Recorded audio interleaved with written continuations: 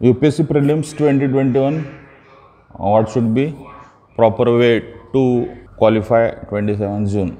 Planning जे आहे exactly काय करायला पाहिजे याचे पॉईंट्स केलेले आहेत. काल दिलेलं होतं पॉईंट्स फॉर डिस्कशन आणि त्याच्या आधारे आपण ही सगळी चर्चा करतो आहे. पहा की पॉईंट्स फॉर डिस्कशनच्यामध्ये डिव्हिजन केलं 11 मुद्द्याचे आणि 5-7 मुद्दे जे घेतलेले आहेत स्ट्रक्चरली आपण. आणि देन होईल आय क्वेश्चन आन्सर्स सगळ्यांनी ज्या बऱ्याच जणांनी जे विचारलेली आहेत. 11 मेपासून जर तुम्ही मोजलं 26 मे समजा म्हणलेलं आहे आणि 27 June this 15 days and this 30 days 45 दिवस जे आहेत. लॉजिकली 10 दिवसाला एक दिवस वाया जातोच म्हणजे कोणीही केलं तरी ते आहे. त्यामुळं मग यातले तुमचे साधारणतः 5-1 दिवस तर गेले म्हणजे टेक्निकली 40च दिवस आहेत आणि तुम्ही ॲव्हरेज आता 12 तासाच्यापेक्षा जास्त जाता कामा नाही. म्हणजे किती तुमच्याकडे अवेलेबल असणारे जे आहेत ते 40 दिवस आपण म्हणले 5 जरी गेले यातले तरी 48 म्हणजे 500 तास साधारणतः आपण म्हणलेलं आहे. 10 तासानं पकडलं 12 तासानं केलं म्हणजे हे आवर्स जे आहेत हे मॉडरेट करायला पाहिजे. आता इथून पुढच्या कालखंडामध्ये अभ्यास फारसा काय म्हणजे जरा क्वांटिटी जे आहे त्याचा आग्रह धरता कामा नाही. पहिला मुद्दा जो आहे पहा क्वांटिटीच्या मागं जाता कामा नाही. It won't work in last phase. Last फेजमध्ये quality matters. Maintenance of your persona, maintenance of your overall understanding of the situation जे आहे. त्यामुळे इथनं पुढच्या टेम्परामेंट जे आहे ना ती जास्त वर्क होईल रादर दॅन तुमचा अभ्यास जे आहे. त्यामुळे वाचलेला प्रश्न जो UPSCला विचारलेला आहे तोच तुम्हाला समजतो का याच्यासाठी तुम्ही राहायला पाहिजे. मॅटर बऱ्याच कसं मॅटर आणि मॅटरच ते बोलायला लागतं आणि तुमच्या मॅटर सजेस्ट करतं तेच तुम्ही सांगायला लागतं. तुमच्याकडे जे मॅटर आहे त्यांना काय पाहिजे ते पाहायला पाहिजे. त्यामुळं ज्या वेळेला तुम्ही एक्झाम हॉलमध्ये जाल त्यावेळेला तुम्ही जायला पाहिजे. मॅटर घरी राहायला पाहिजे. Matter has nothing to do with म्हणजे it's our imagination and perception की आपण हे येईल असं वाटतं, हे वाचूया हे गेस आहेत सगळे. असं काय होईलच असं नाही. असं झालं नाही तर आणि असं होतच नाही ना. 20-22 प्रश्नाच्यावर आपण म्हणतो निगेटिव्ह सगळ्या मार्किंगच्या याच्यामध्ये निगेशनची ताकद तुमची कशी वाढवणार आणि डिसेन तिथे घेणार 82-92 जे आपण म्हणलेलं होतं. त्यामुळं याच्यावर हे आर्ट आहे पहा म्हणजे प्रिलिम हे टेक्निक आहे, तंत्र आहे. आजच्या जर तुम्ही बघितलं हुसेन बोल्टचा त्यांनी सुविचार दिलेला आहे. हुसेन बोल्टला काय म्हणलेलं आहे की नैसर्गिक प्रतिभा सगळ्यांकडेच असते आणि प्रचंड मेहनतीनं तुम्हाला तुमचे कौशल्य विकसित करायला लागतात. स्किल आहे. त्या स्किलवर एक्स्ट्रॉर्डिनरी कंट्रोल कधी येऊ शकेल तुमचं मेथडवर कंट्रोल आहे. मेथड जे आपण म्हणतो मेथड ॲक्टर आहे हा मेथड ॲक्टर आहे. तसं तुमचं मेथडवर कधी कंट्रोल होईल तुमचं सबस्टन्सवर कंट्रोल आहे म्हणजे आणि सबस्टन्सवर कंट्रोल कधी होईल तेव्हा तुम्ही लिमिट कराल. To limit is prelim. त्यामुळे ते लिमिट कसं करणार हे सगळ्या आता इथून समजा आपण म्हटलं लिमिटचा एक अर्थ समजा लागला. लिमिट या शब्दाचा एक अर्थ काय लागला तुम्हाला की नवीन मॅटर वाचायचं नाही आहे. 2 आयत्या वेळेला प्लॅनिंगमध्ये कोणत्या गोष्टी घ्यायच्या नाही आहेत. लिमिट की मी हे ठरवलेलं आठवड्यामध्ये आणि कोणीतरी म्हटलं की हे यांचं मटेरियल होणार ॲब्सोल्युटली काय संबंधच नाही. त्यावेळेला तुम्ही जे ठरवलेलं असेल प्लॅनिंग आहे ते तुम्ही ठरवलेलं तुम्ही करायला शिकलं पाहिजे. आयत्या वेळेला XYZ कारणाने तुम्ही ते बदललं तर ते प्रॉब्लेम करणार. त्याच्या दृष्टीनं 45 days ॲव्हरेज पकडलेले आहेत पहा आणि 450. काही जण 500 तास करू शकतील, काही जण 600 तास करू शकतील. पण ॲव्हरेज 10-12 तास जरी आपण म्हटलं तर 450 तास पकडून हे प्लॅन समजा तुम्ही केलेला आहे टेक्निकली आपण जर म्हटलं. आणि मग त्याचे डिव्हिजन जे आहे ते सीसॅटचा मागचा अनुभव बघता. आता ह्या ऐकणाऱ्यांमध्ये 1-2 मेन्स दिलेले विद्यार्थी असतील, फ्रेशर्स असतील, इंटरव्ह्यूला असणारे पण काही लोक असू शकतील. सगळ्या स्टार्टातले लोक आता हे कदाचित ऐकत असतील जे आहेत. अशा दृष्टीनं 50, 53, 50 असं साधारणतः केलेलं आहे 400 आणि 450. म्हणजे किमान 50 तास सीसॅटचे फॉर्म्युलाज, सीसॅटवरची प्रॅक्टिस, पॅराग्राफ. म्हणजे आयत्या वेळा असं म्हणून उपयोग नाही की पॅराग्राफ फार मोठे दिलेले आहे मग छोटे द्यायला पाहिजे होते काय. म्हणजे हे UPSCचं नेचर न समजण्याचं लक्षण आहे पहा. What you are preparing has nothing to do with. Preparation म्हणजे काय त्यांनी दिलेला पेपर तुम्हाला सोडवता येणं हे म्हणजे प्रिपरेशन आहे. मग तुम्ही तुमच्या इल्युजनमध्ये अडकता की आपण हे मी या पद्धतीने तयार केली, या सरांनी हे सांगितलं, ह्यांनी हे केलं, हे याचा संबंध काय नाही आहे. हे आपण केलेलं सगळं आहे. एकच गोष्ट आहे की हा पेपर आहे बाबा, हा A टाईपचा पेपर आहे, D टाईपचा पेपर आहे, सोडवायला पाहिजे. मग त्यावेळेला कॉन्सन्ट्रेशन तुमच्या मॅटरवर नको आहे, कॉन्सन्ट्रेशन क्वेश्चन पेपरवर आहे. आणि त्यामुळे म्हटलं जातं ना पहा की तुमचे ते 2 तास डिसायडिंग असतात. त्यासाठी एक पीस जी आहे इथनं पुढच्या ज्याला आपण पीस अँड ट्रँक्विलिटी जी आहे ती पीस कशी तुम्ही मिळवणार हा त्यातला खरा मुद्दा. अँझायटी वाढत जाते. पुढं आपण त्याच्याकडे पण येऊया. पहिल्यांदा टेक्निकल त्याचे आर्ग्युमेंट जे आहे प्रिपरेशनच्या लेवलला टेक्निकली तुम्ही कसं प्रिपेअर करता. टेक्निकल म्हणजे मॅथॉलॉजिकल तुमचं जे म्हणलेलं आहे. पॉलिटीचे 72 पानं, हिस्ट्रीचे सगळे मिळून परत 56 पानं, एन्व्हायरमेंटचे 78 पानं, सगळे पेजेस किती झाले. हे 422 पानाचं मटेरियल आहे. मग 20 वेळा वाचायला पाहिजे, 25 वेळा वाचायला पाहिजे आणि कॉम्प्रेन्सिव्ह याच्यामध्ये जायला पाहिजे. त्यामुळं 350 तास GSला ठरवले तुम्ही तर 50 तासात एक व्हायला पाहिजे. म्हणजे 4 ते 5 दिवसामध्ये एक तुमचा सगळा वाचून व्हायला पाहिजे. असं साधारणतः कमी कमी होत गेलं. मग काही 1 2 3 4 असं जरी केलं राहिलं तुम्ही की तुमच्याकडे आता किती आहेत 7 टॉपिक्स 50 आवर्स जे म्हणलेलं आहे. 7 टॉपिक आहेत, 50 तास एकायला मिळाले. 5 सेक्शनल वाचणं. सेक्शनल समजा असं वाचलं तर याचा अर्थ काय की कॉम्प्रिहेन्सिव्ह पेपर सोडवायचा तुम्हाला वीकली तुम्ही सोडवणार आहे तर एका आठवड्यामध्ये सगळं मटेरियल वाचायला पाहिजे. याचा अर्थ दुसरा काय की 2 ते 2.5 दिवसात जरी technically space for 5 days for each subject. Polity आहे, इकॉनॉमी आहे, कुठल्या याला 5 दिवस जरी इथं दाखवत असेल तरी 2 ते 2.5 दिवसात संपवलं तुम्ही तर तुमची वीकली टेस्ट ही कॉम्प्रिहेन्सिव्ह जाऊ शकते. जे आहे ते कॉम्प्रिहेन्सिव्ह टेस्ट ही कॉम्प्रिहेन्सिव्हच पाहायला पाहिजे कारण कॉम्प्रिहेन्सिव्हचा स्कोर जो आहे तो आणि हायरला थोडा स्कोर पाहायला पाहिजे. म्हणजे फॉरेस्टला आपलं सिलेक्शन व्हायला पाहिजे. 110 120ला जर अडकत असेल तर पेपर सोडवायला कमी करायला पाहिजे. पेपर मिनिमाइज करा. समजा आता तुम्ही रविवारी प्लॅन केला सोडवू नका, पुढचा प्लॅन करा आणि स्कोर आत्ता किती 112. मग 132 जाण्यासाठी स्ट्रॅटेजिक अशी तयार करायला पाहिजे. स्ट्रॅटेजिक हालचाल करायला पाहिजे की ही बीट आपली इथली गेलेली ह्याच्यावर जरा एक्सटेन्सिव्ह वाचायला पाहिजे. याच्यावर मागची चूक परत झाली नाही तरी माझ्यामध्ये बऱ्याच गोष्टी सोप्या होणार तुमच्या. मागची चूक परत होता कामा नये तरी बऱ्याच गोष्टी ज्या आहेत कुठली जानेवारीपासून एक बीट समजा सोडवला पहिला पेपर त्यावेळेला ती चूक परत झालेली नाही आहे तरी गोष्टी क्लिअर होणार. त्यामुळं आणि ही ॲम्बिग्विटी कधी होईल रिव्हिजन कमी असेल मॅटरवरचा कंट्रोल जो आहे तो. त्यामुळं ट्रॅडिशनल मटेरियल आणि करंटचं मटेरियल जे आहे आता ह्या 2 महिन्यातले साधारणतः ऑब्झर्वेशन्स काय आहेत माझ्याशी जे विद्यार्थी बोलत असतात त्याच्यातनं पण एक फील जो आहे तो पण लक्षात येऊ शकतो. त्याच्यावर पण बोलू आपण. त्यामुळं प्लॅनिंग करायला पाहिजे. शेवटचे 50 CSATचे जे म्हणलेले आहे आणि मधले 50 जर असतील तर ते तुम्हाला अफोर्ड झालं तर GSला आणि तुम्हाला CSAT वाटलं तर 350 150 असं साधारणतः केलेलं जे आहे की 350 100 100 तास तुम्ही CSATचा आणि CSATचं करत असताना एक 3 पेपर तरी असे सोडवायला पाहिजेत की UPSCच्या टायमिंगला म्हणजे सकाळचा UPSCचा आणि परत CSATचा असा जो आहे तो आणि मधल्या वेळामधलं तसं टाईम मॅनेजमेंट जे आहे ते असे पेपर एक 2-3 तरी सोडवून पाहायला पाहिजेत. म्हणजे 27 समजा 10 जून नंतर किंवा 8 जून नंतर 7 जून नंतर काय पेपर सोडवायला नाही पाहिजे. शेवटचे 10-20 दिवस जे आहेत ते फक्त रिव्हिजनला ठेवायला पाहिजे. कोणाच्या संपर्कात शेवटच्या ह्याच्यात फक्त तुमच्या मॅटरच्या संपर्कात तुम्ही राहिला. कंप्लीट सॉलिट्यूड जो आहे ना तो त्याच्यामध्ये मेंटेन करायला पाहिजे. म्हणजे मग तुम्हाला जे विचारलेलं आहे तेच तुमच्या मटेरियलमधनं शोधण्याचं स्किल जे आहे ते किंवा ते टेक्निक जे आहे ते सापडेल की तुम्ही जे विचारतात तेच आहे. नाही तर आपण ओव्हर ॲनालिसिस करायला लागतो की हे म्हणजे ज्याला आपण 10 शेड्यूलमध्ये एवढं हे नसेल का हे असेल का ओव्हर ॲनालिसिस व्हायला लागतं. ते टाळण्याच्या दृष्टीनं अभ्यास कॉमन सेन्स या दोन्ही गोष्टीचं बॅलन्स असायला पाहिजे. कॉमन सेन्स अभ्यास झाल्यावर एक्झाम हॉलमध्ये येताना कॉमन सेन्सेस जो आहे तो त्या विषयाचा कॉमन सेन्स डेव्हलप जो झालेला असेल तो तुम्हाला उपयोग पडेल. म्हणजे हिस्ट्रीचा कॉमन सेन्स आहे, जॉग्रफीचा कॉमन सेन्स आहे की इथं नसणार आहे आणि हे जेरुसलेमचं समजा कालचा तर तुम्ही वाचायला मग जेरुसलेम कसं आहे आणि काय काय ह्याच्यावर पूर्वी काय प्रश्न विचारलेले आहेत ते इथं नाही आहे. म्हणजे कुठलंही जे तुम्ही वाचत असता त्याच्याविषयी एक कॉमन सेन्सिकल अंडरस्टँडिंग जे आहे ना अरलसीचं एक समजा दिलेलं होतं चित्र जे आहे ते हे कसा कमी होत गेलेलं जे आहे ना मग त्याच्या कॉमन सेन्ससाठी तिथल्या आजूबाजूचं बैकल इकडं खाली ब्लॅक सी त्याचा एक कॉमन सेन्स मटेरियलमधनं तयार होईल ना तो वापरता आला पाहिजे आणि तो वापरण्यासाठी तुम्ही फ्री पाहिजे. म्हणजे याची क्वांटिटी एवढी आहे की टेम्परल अभ्यास जो आहे ना तो फारसा काही वर्क होणार नाही आहे. त्यामुळे टेम्परल तुम्ही करत राहा रिच्युअल म्हणून बाबा एक 8 तास 10 तास पण ज्याला काय म्हणलेलं आहे अभ्यास न करण्याची कला यायला पाहिजे. नॉट टू डू हे जे आहे ना हे जमायला पाहिजे. हे कधी जमेल तुमचं त्यावरचं कंट्रोल चांगला असेल तर. अदरवाईज आपण थोडंसं अँझायटीमधनं परत ते मटेरियल असं बघायला हरकत नाही आहे, पण लगेच ते सोडून देऊन परत रिकामं राहिलं जरा. तो एम्प्टीनेस हा क्रिएटिव्ह कसा करायचा, एक 6 ते 8 संध्याकाळी काहीच अभ्यास करत नाही आहे किंवा तुम्ही ठरवलेला वेळ जो आहे तो, हे कधीच होऊ शकेल.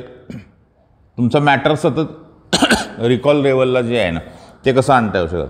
त्यामुळे तुमचा रिकॉल रेशो चांगला असण्याच्या दृष्टीनं आत्ताच समजा आपण म्हणलेलं आहे, आता एक जसं पीस आहे, एक शांतपणा आहे, तसा शांतपणा तुमचा सगळा तसंच राहायला पाहिजे. आणि that is possible when you don't have certain kind of fear, anxiety, pressure, हे जेव्हा नसेल.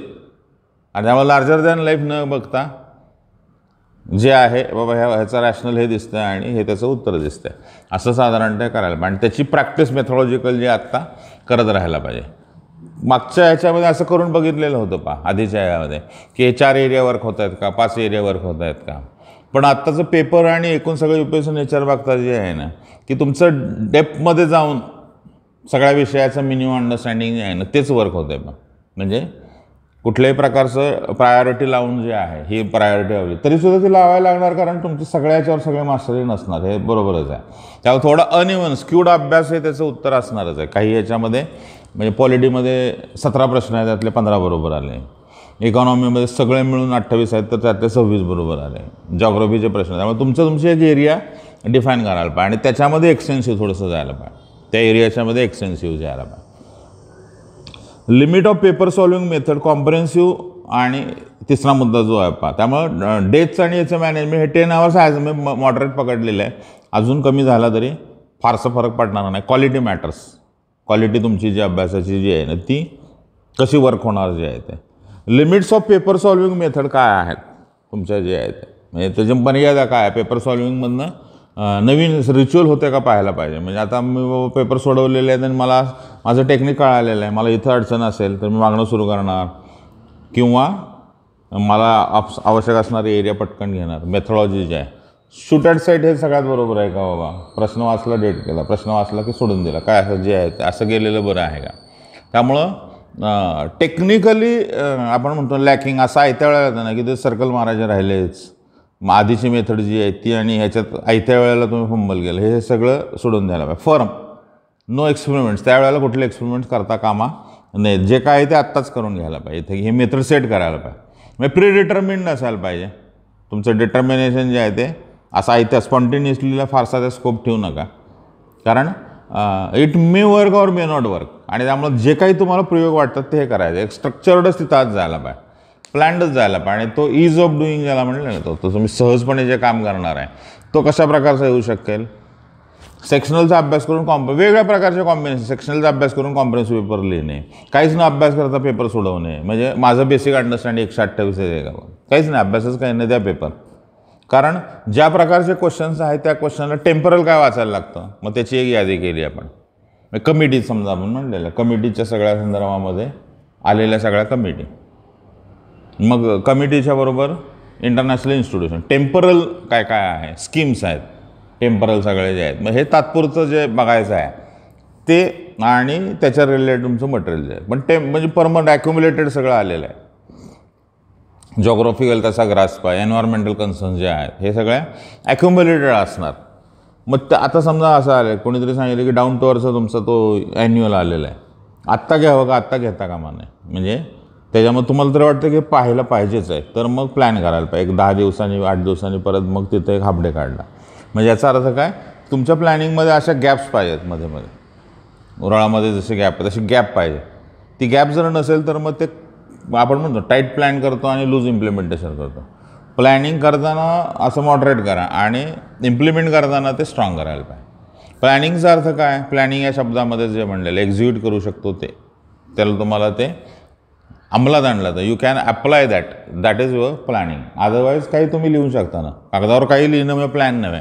त्यामुळं planning is crucial aspect paper solving. आणि याच्यामध्ये जे आहे ते स्कोर हायरला जात नसेल तर पेपर थांबवायला पाहिजेत, पेपर सोडवता कामा नये. बऱ्याच जणांनी विचारलं की स्कोर 95 ते 105 वर जात नाही किंवा इथपासून इथपर्यंत जातच नाही आहे, स्टॉप सॉल्विंग पेपर. कारण मग ते मटेरियल म्हणून वापरा आणि एरिया ठरवा की या एरियात गेला तर 10 स्कोर वाढेल का, याचा डेप्थमध्ये जायला पाहिजे. आणि ओरिजिनल जे आहे ॲम्बिग्युटी जी आहे, ज्या प्रकारचे क्वेश्चन आहेत तर go for original. Is it better idea that suppose you have 2 days मग कश्यप थोडंसं सगळं वर्ड टू वर्ड वाचणं उपयोग पडेल का? कॉन्स्टिट्यूशन ॲट वर्क NCERTचं जे आहे हे वाचणं बरोबर पडेल का? एरिया ठरवून त्याच्यामध्ये डेप्थमध्ये काम करायला पाहिजे. तुमचे एरियाज जे आहेत ना ते डेप्थमध्ये करायला पाहिजे. काही एरियाचं वाचन जे आहे ते NCERT word to word scan करायचं म्हटलं तर किती जाईल जे आहे ते NCERT सगळं संपूर्ण होतं, कारण त्याच्यातनं डायरेक्ट अशा लाईनच्या लाईन आपल्याला दिसतात बऱ्याचदा जे आहे ते.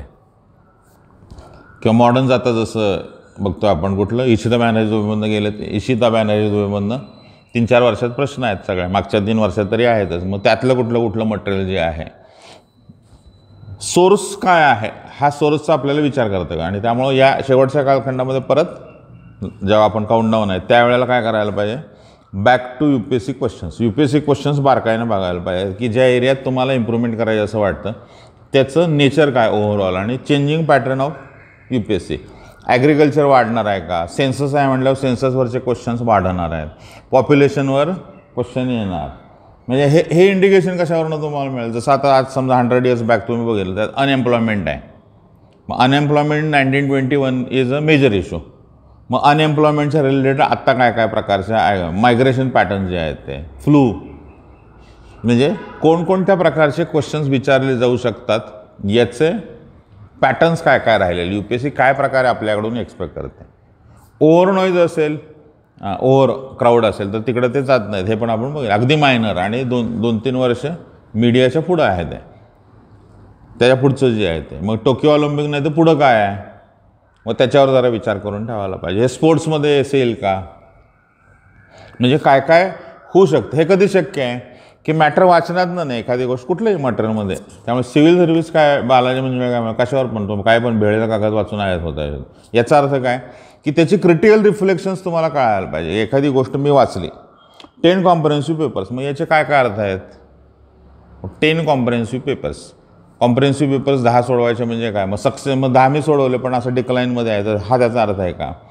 2 सोडवले परत खाली आलं म्हणजे ह्याचं मिनिंग कसं लावणार ना तुम्ही? त्यामुळे हे मिनिंग लावण्यासाठी तुम्हाला रिफ्लेक्शन, त्यामुळे जे वाचता तुम्ही त्या वाचण्यावर तुमचं स्वतःचा इंटरप्रिटेशन, त्यासाठी जी स्पेस जी आहे ना ती सगळी संपूर्णपणे ठेवायला पाहिजे. त्यामुळं कमी अभ्यास करायला पाहिजे.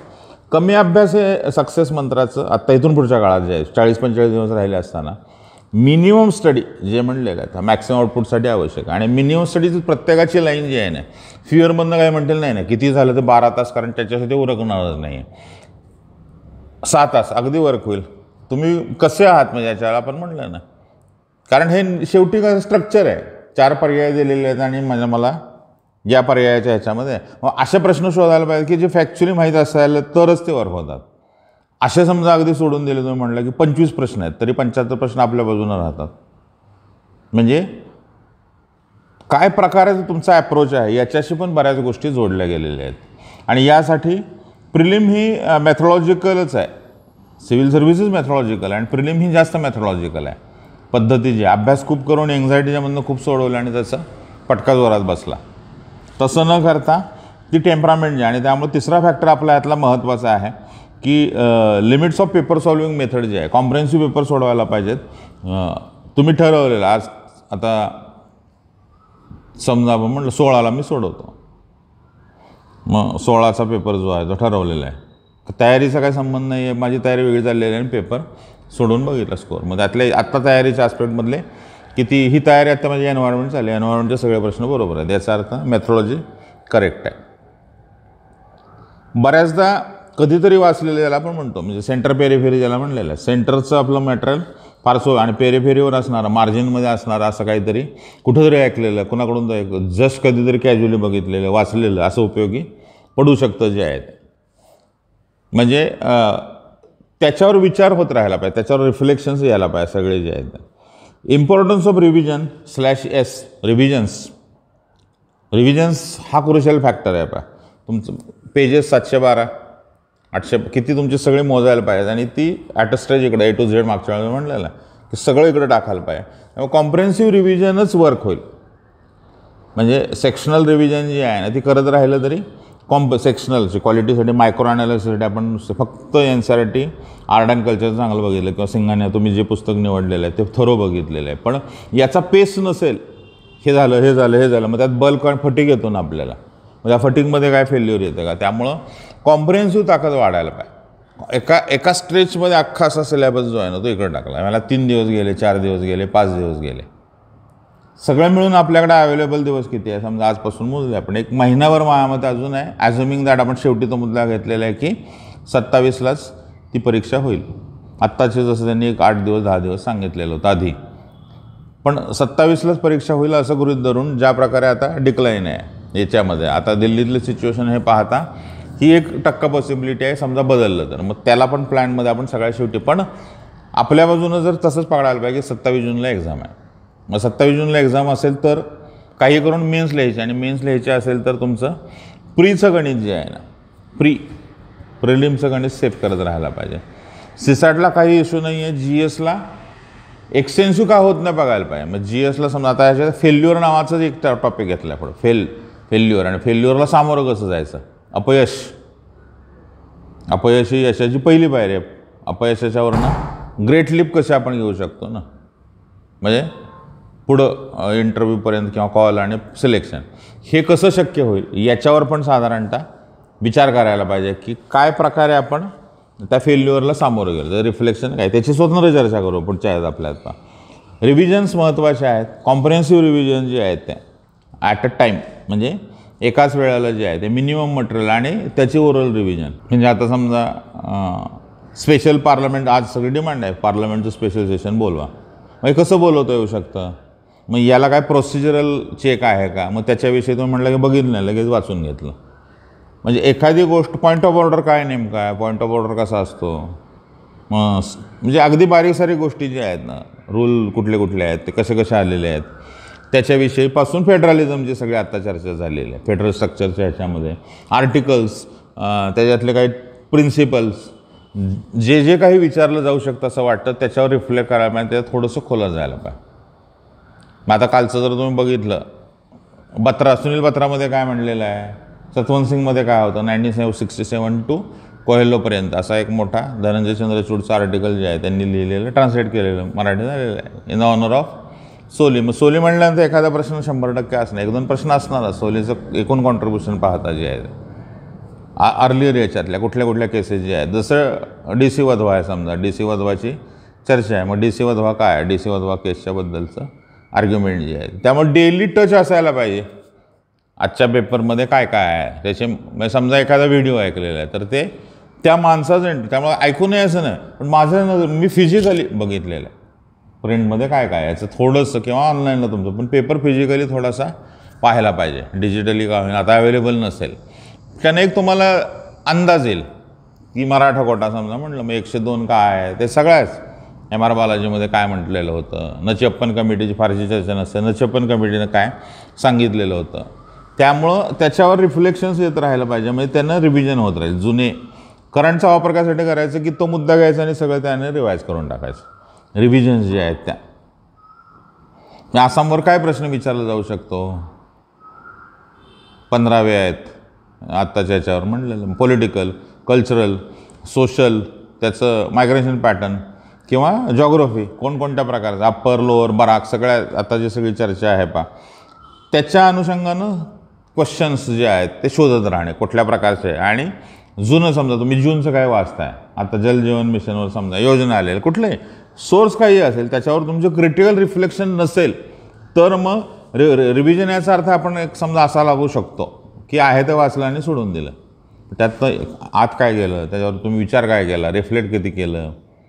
म्हणजे असं व्हायला एक नुसतं जलजीवन मिशन हेच घेतलं, हेच 1 वयापर्यंत झालं, मग तो खरा अभ्यास आहे का. कारण तुम्ही असं इंटरव्ह्यून करत राहता, इकडं जाणं जे आहे ना, मग आपल्याला वाटतं मग मी हे सगळ्या गोष्टी पुढं कशा नेणार ना, म्हणजे एवढं जर करायचं म्हटलं ते वर कसं होणार. मग तसं एकदा करून पहा, कॉम्प्रिहेन्सिव्ह सगळे रिव्हिजन, एक्सटेन्सिव्ह रिव्हिजन जे आहे ते, इंटरसेक्शनल रिव्हिजन, इंटरओन रिव्हिजन जे आहे ते, ती कशी करता येईल. आणि त्याच्यावर म्हणजे हिस्ट्रीचा अभ्यास करतो आणि एंड एथिक्समध्ये झाला, सुरुवात केलेली इकॉनॉमीमधनं मग ते जॉग्रफीमध्ये परत आणलेलं आहे का, म्हणजे एकातून एक सगळं जे अंडरस्टँडिंग आहे.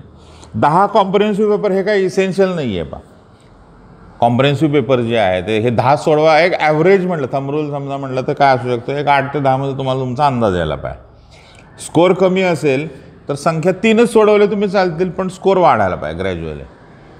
म्हणजे आत्ता स्कोर अगदीच कमी आहे, तर मग अशा लोकांनी काय करायला पाहिजे, एरियाज निवडायला पाहिजे, त्याच्यावर अटॅक करायला पाहिजे.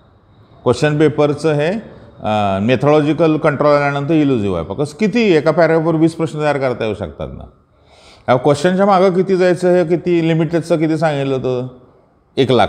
1 लाख क्वेश्चनच्या नंतर फार परत जायची गरज नाही. 1 लाख झालेच नसतील अजून तर मग वाचत राहायला पाहिजे. 1 लाख क्वेश्चन वाचायला पाहिजेत, हे काय याच्यात काय वादच नाही. 1 लाख क्वेश्चन, 80,000 ते 1 लाख क्वेश्चन, एका एरियाचे 8 ते 10,000 क्वेश्चन वेगात वाचून टाकले. क्विट इंडिया मुवमेंटवर काय बाबा, ते तांबलुगन तालचर आठवत नाही, मग नेमकं नोटीस करून टाकलं कुठं काय आहे. ॲम्बिग्विटीचे एरियाज हे सतत बघत राहायला पाहिजे कुठले आहेत. आणि क्वालिटी टाईमला जर महत्त्व दिलं तर मग थोडं मध्ये गॅप्स टाकत अभ्यास करायला. म्हणजे आता अभ्यासाचं आधीचं मेथॉलॉजी समजा असं म्हणलेलं आहे माझं जान फेबमधलं असं एक्सटेंडेड असा अभ्यास तसा होणार नाही, आणि तसा करू पण नका. आता छोटे बिट्स घेतल्या, 1 तास 1.5 तास केलं, परत गॅप टाकलं, परत तासभर वाचलं, परत गॅप, म्हणजे त्याची इंटेन्सिटी टिकून राहील. आणि नंबर ऑफ रिव्हिजन्स जे आहेत त्या वेगात एका तासात आता हे सगळं थीमचं सगळं संपून टाकू का, म्हणजे कुठल्याही प्रकारचं जॉग्रफीचं आपलं 11वीचं जे आहे ते संपून टाकता येईल का, फिजिकलमधले कोणकोणत्या गोष्टी आहेत त्या मी टॅप केलेल्या आहेत त्या सगळ्या परत बारडोली चिरा, म्हणजे ते कुठलं तुम्ही ठरवलेलं असेल ते सगळं रिवाईज करायला संपूर्णता जी आहे. मग समजा नील आयलँड आहे, ते काय आहे, मग ते शहीद आहे का स्वराज आहे, मायावलॉक आहे, मग ते कुठलं आहे, तर हे आहे का, हे 15मध्ये झालेले जे त्याची आत्ता चर्चा होते. 10 डिग्री म्हणजे अंदमान निकोबार सगळं आपण जर म्हणलं, म्हणजे करंटमध्ये कुठल्या ना कुठल्या कारणाने आलेल्यावरचं बेसिक बघत राहणे आणि रिव्हिजनची मेथड जी आहे, त्यामुळे दोन्ही प्रकारे रिवाईज करा. तुमचं मॅटर आणि करंटच्या आधारे तुमचं मॅटर मिळवतो. इथून या पॉईंटमधनं करंटमधनं सुरू केलं आणि तुमच्या पॉईंटपर्यंत तुम्ही जाऊन पोचला. कॉम्प्रिहेन्सिव्ह पेपर, लेस स्कोर मोर रिव्हिजन्स आणि लेस पेपर्स, हे महत्त्वाचं आहे. कमी स्कोर असेल, कमीचा अर्थ काय आहे की साधारणतः 70 बिलो हा कमी स्कोर आहे. 95 टू होतं मग पेपर सोडवूनच जास्त इम्प्रूव्हमेंट होईल. एरियाज जे आहेत 70 अजून 70च्या खाली आहे तरी स्टील यू कॅन विन. कशा प्रकारे, तर एरियावर ठरवून घ्या आणि त्याच्या डेप्थमध्ये जायला पाहिजे. रिव्हिजनची मेथड जी आहे ती पक्की करा. रिव्हिजन जे आहेत आणि रिकॉल रेशोला काय होतं, टेक्निक शॉर्ट फॉर्म्स करायला पाहिजेत का वगैरे अनेक गोष्टी आहेत. पण त्याच्यामध्ये स्वतःचं शॉर्ट नोट जे आहे जे पाठांतर करणं किंवा रिवाईज करणं, बऱ्याचदा हे वाचलं ते मागचं विसरून गेलेले आहेत. काहीतरी एक त्याचा मेकॅनिझम करायला पाहिजे. सीसॅटचे मगाशी म्हटलं असं एक कॉम्प्रिहेन्सिव्ह 3 पेपर जे आहे अशा UPSC टायमिंगमध्ये जे आहे ते सोडवून पाहायला पाहिजेत. त्याचा स्कोर कसं जातो आहे, मागचा अनुभव पाहता जे आहे ते गृहीत धरलं आहे, उशिरा सुरू केलेली आहे आणि आता अशी स्थिती असेल की स्टील इट्स काही वेळेला 65 आहे, 68 आहे, तर सगळं बंद करून अशा विद्यार्थ्यांनी इमर्जन्सी डिक्लेअर करून आठवडाभर सीसॅट करायला, सगळं बंद करायचं. जर स्कोर असा 60 ते 80 अशाच ह्याच्यात असेल तर हे रिस्की आहे. 97 आहे, 95च्या वर आहे तर मग काही इश्यू नाही आहे. पण 60 ते 80 असा इकडे व्हेरी होतो आहे, कधी तो 72 होतो आहे, कधी तो 68 होतो आहे, कधी 78 होतो आहे. सगळं बंद करायला पाहिजे सगळं, कारण सीसॅट नाही झालं तर तुमचा पेपर GS वर्कच होत नाही, मग बघणारच नाही ना कोणी.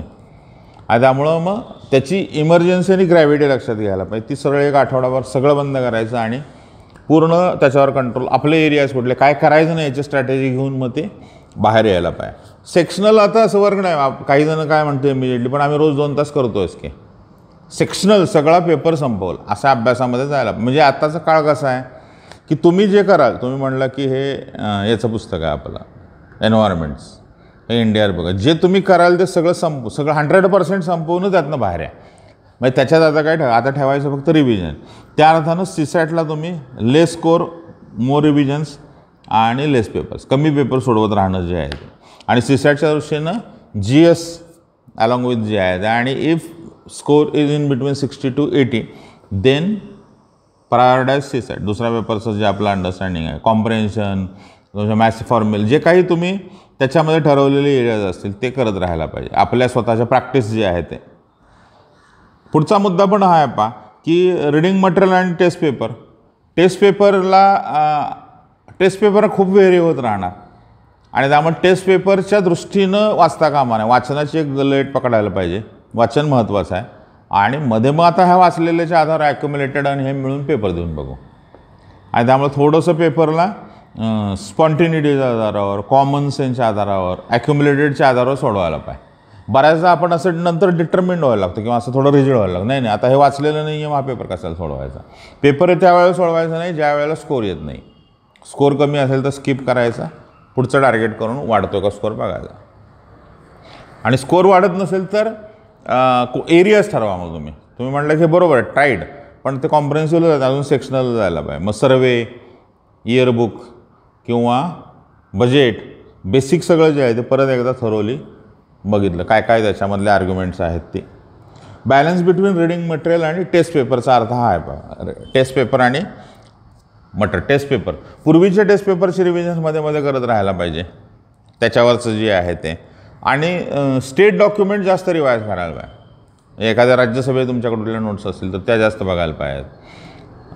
लोकसभेवरचे डिस्कशन कोणी नोंदवलेलं असेल किंवा योजना कुरुक्षेत्र अगदी लोकराज्य असेल, स्टेटचं जे आर्ग्युमेंट आहे ते जास्त रिवाईज करायला पाहिजे. त्याच्यातनं काही ना काहीतरी सापडू शकतं नक्की जे आहे. गव्हर्नमेंटनं कुठं ना कुठं तरी हे केलेलं जे आहे ते. नवीन पुस्तकं आलेली, जसं काल हॉर्सचं समजा आपण बघितलं, हॉर्स शुवर आलेलं जे आहे ते, त्याच्यातनं काय म्हणजे तुमचं वर्षभराचं जे प्रोबेबल आहे त्याच्या आधारावर. आणि ट्रॅडिशनल, मग तो पण मुद्दा वेळा घेतलेला आहे की ट्रॅडिशनल आणि हे जे आहे त्यामुळे करंटच्या नादामध्ये काय होतं की ट्रॅडिशनल विसरूनच जातो आपण, किंवा त्याचं महती जी आहे ना ती. अख्खा पेपर बघितला तर 30 ते 40% क्वेश्चन ट्रॅडिशनलच्या यांना आभ्या सापडू शकतात ना. ट्रॅडिशनल म्हणजे ज्यात बदल होणार नाही असं, त्याला करंटचा रिलेव्हन्स राहणार आहे. म्हणजे जसं आता पॅक उदाहरण आता म्हटलं, PSCला 100 इयर्स झाले पब्लिक अकाउंट्स कमिटीला. मग त्याच्यावर काहीतरी प्रश्न फॉर्म झाला, मुडीबन कमिटी, मग त्यावरनं कमिटी सगळ्या कोणकोणत्या प्रकार, कसं बँकिंग समजा कालच्या आपण याच्यातलं बघितलं, लोकसत्ता ज्यामध्ये आलेले, तो पॉईंट घेऊन त्याची सगळी रिव्हिजन करून बघितली जाय. या अर्थानं टेस्ट पेपरमधनं वेगात बाहेर येऊन मटेरियलवर कंट्रोल घ्यायला पाहिजे. मटेरियल तुमचं जे आहे ते, आणि मग कुठली टेस्ट तुम्ही प्लॅन केलेली असेल त्याचं मटेरियलशी संबंध जोडतं ॲक्युम्युलेटेड जे आहे ना ते पाहत राहायला पाहिजे. Balance between reading material and test. 100 तास झाल्यावर एक टेस्ट, तुम्ही काहीतरी फॉर्म्युला टाका. 100 आवर्स 1 टेस्ट, 200 आवर्स 1 टेस्ट, मग 200 तास झाल्यावर मी 2 आठवड्यांनी एक टेस्ट होणार. That also works. टेस्ट सोडवली की थ्रू व्हायला पाहिजे, तरच टेस्ट सोडवा. मग आता याच्यात दुसरा तोटा काय, या विधानात तोटा काय, what is the lacuna in this methodology, की तुमच्या याच्यावरचा कंट्रोल चांगला, पेपर सॉल्विंगवरचा कंट्रोल जो आहे ना. त्यामुळे मग पेपर सॉल्विंग कंट्रोलसाठी वेगळा काहीतरी मेकॅनिझम डेव्हलप करायला पाहिजे. शूट ॲट साईड हे बरोबर आहे, पहिल्या ABC बरोबर पॅटर्न आहे, त्यावेळेला केलेलं सर्कल हे बरोबर आहे का, त्यामुळे त्याची काहीतरी एक मेथड पक्की ठेवायला पाहिजे. More importance to your own material. Pages हे लिहिलेलं आहे, पेजेस करा, रिवाईज करा, आणि 20 ते 25 वेळा शब्दशः रिवाईज करायला पाहिजे. पेजेस आत्ता इथून पुढच्या तुमच्याकडे पेजेस आवर्समध्येच ते बोलायला पाहिजे. डेजमध्ये बोलणं इल्युझिव्ह आहे. पानं किती आहेत आणि पेजेस आणि आवर्स हीच तुमची ॲनालॉजी पाहिजे. 01 जसं आपण म्हणतो, पेजेस आवर्स, पेजेस आवर्स. 500 पानं आहेत एवढे तास आहेत, 450 तास आहेत, 450 पानं आहेत 300 तास आहेत, 200 पानं आहेत एवढे तास आहेत. एका दिवसामध्ये साधारणतः अल्टिमेटली काय करायचं आहे की एका दिवसात सगळे 400 पानं वाचण्याची कपॅसिटी यायला पाहिजे. मग त्याचंच रिव्हिजन. स्कॅन केलं नुसतं, हां हे माहीत आहे, हे माहीत आहे, तर अडकलं. तो म्हटलं ते बत्रा बघितलं नाही, बत्रा जरा बघून टाकून, बत्रा आठवतच नाही, मग बघितलं. DC वधवा माहिती आहे, हे माहिती आहे, सत्वन, म्हणजे जिथं आपल्याला वाटेल की माहिती नाही आहे, मग तिथं थोडंसं, किंवा आठवत नाही आहे तिथं थोडं हे करायला पाहिजे. या अर्थानं this is literary 20 to 25. 25 revision जे आहे ते स्वतःचं मटेरियल जे आहे. आता स्वतःचं बल्की मटेरियल असेल तर ते सॉर्ट आउट करून मिनिमाइज करायला पाहिजे. अजून 2-3 दिवस त्याला सगळे, काही जणांचे, बरेच जण म्हणतात हिंदूचं तुम्ही म्हटल्याप्रमाणे सांगितल्याप्रमाणे सगळ्या नोट्स आहेत, पण त्या आता एवढ्या बल्की झाल्या, त्या मिनिमाइज करा, पटपट स्कॅन करा, त्याचं काहीतरी एक डिजिटल न्या, सॉफ्ट कॉपी करा, आणि ते 400 पानाच्या वर जाणार नाही असं मटेरियल सगळं मिळून पाहायला पाहिजे. त्याचं एक मेथॉलॉजिकल सगळं पटपट मटेरियल जे आहे ते, किंवा तुम्ही म्हटलं नाही हे मटेरियल मला वेगळा स्कॅन करता येऊ शकतं, सेक्शनल त्याचं आहे. मेन्सच्या फाईल्स केलेल्या असेल काही जणांनी, त्यासुद्धा बघायला पाहिजे. GS1, GS2, GS3, त्यातनं मटेरियल पण प्रीचं स्कॅन होऊ शकतं जे आहे ते. More importance to your own material हे सब्जेक्टिव्ह. ओन मटेरियलमध्ये तुमचे पेपर सोडवलेले पेपर येऊ शकतील, स्वतःच्या नोट्स असतील, तुमच्या क्लासमध्ये जिथं काय तुम्ही करता त्याच्यातल्या नोट्स असू शकतात. त्यामुळे ओन मटेरियल हे तुम्ही एक टॅगलाईन घ्या की हे आहे, आणि या टॅगलाईनच्या आधारेच आपण ओन मटेरियल आणि या दिशेनं जाणार आहे. ओन मटेरियल प्लस हे तुम्ही काहीतरी वीकली असं ठरवलं तर मग ते मटेरियल तुमचं जे आहे ते डिफाईन राहील, वेगात पुढं जाऊ शकेल जे आहे ते.